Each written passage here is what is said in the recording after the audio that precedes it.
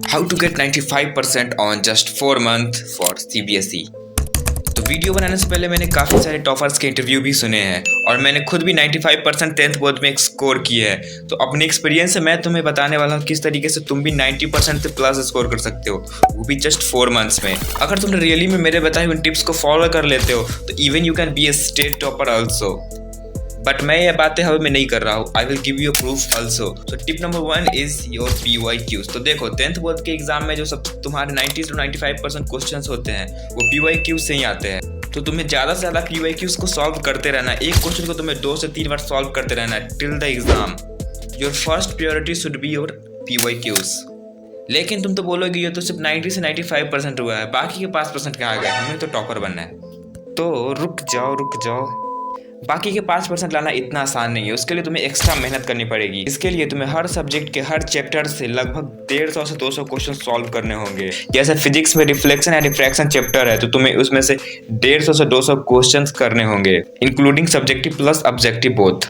अगर तुम ये सच में कर लेते हो हर चैप्टर्स के साथ तो सच में तुम टॉपर बन सकते हो। तो tip number 2 is your test. तो देखो, अगर तुम किसी भी टॉपर से पूछते हो कि उसके टॉपर बनने का क्या सीक्रेट था तो जरूर बताएगा तो कि वो अपने एग्जाम से 1 मंथ पहले बहुत ही ज़्यादा टेस्ट दिया करता था। जितना ज़्यादा तुम टेस्ट दोगे उतना ज़्यादा खुद पे कॉन्फिडेंस इंक्रीज होगा। अगर बिना टेस्ट दिए तुम एग्जाम में जाओगे तो ना तुम्हें टाइम मैनेजमेंट आएगा और ना ही लगातार क्वेश्चन करने की तुमको प्रैक्टिस होगी। So test are the most important. तुम्हें इसको एग्जाम की जस्ट 1 मंथ पहले जितना दे सकते हो उतना तुम्हें देते रहना है, लेकिन एग्जाम के जस्ट 1 मंथ पहले। Tip number 3 consistency. देखो तुम्हारी एग्जाम में अब लगभग 4 मंथ से भी कम बचे हुए हैं तो तुम्हें अब तो पढ़ना ही होगा भाई, अब जाग जाओ। मैं तुम्हें कंसिस्टेंसी की पावर एक एग्जांपल समझाता हूँ। 2 बंदे हैं। पहले दिन पहला बंदा 5 घंटा पढ़ता है, दूसरे दिन 7 घंटा पढ़ता है और तीसरे दिन पढ़ता ही नहीं है और चौथे दिन 2 घंटा पढ़ता है। वही दूसरा बंदा पहले दिन 5 घंटा पढ़ता है और वो लगातार चारों दिन लगातार 5-5 घंटे पढ़ता है। तो अगर कैलकुलेट करो तो पहला बंदा 14 घंटा ही पढ़ता है और दूसरा बंदा लगातार 4 दिन पढ़ता है 5 आवर्स के लिए, यानी कि वो 20 घंटे पढ़ता है। तो तुम देख सकते हो कि यहाँ पे 6 घंटे का डिफरेंस है।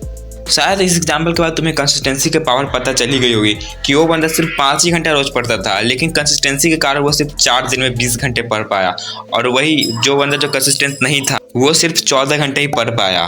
फिर से मैं तुम्हें यही कहूँगा, अगर तुम इन सारे टिप्स को टिल द एग्जाम तक फॉलो कर लेते हो तो your rank will be definitely good, even you can be A topper also.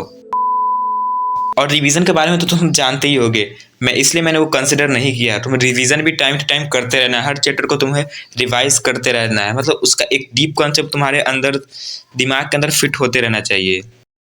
ये मेरी फर्स्ट वीडियो थी तो इससे मुझे ज़्यादा एक्सपीरियंस नहीं था बोलने का। अगर तुम्हें इस वीडियो में कोई भी कमी दिखी होगी तो मुझे कमेंट में ज़रूर बताना और मैं अपने आप को कैसे इंप्रूव कर सकता हूँ ये भी तुम मुझे कमेंट में नीचे बता सकते हो। So guys, that's all we having in today's video. मिलते हैं किसी और वीडियो के साथ। Till then bye.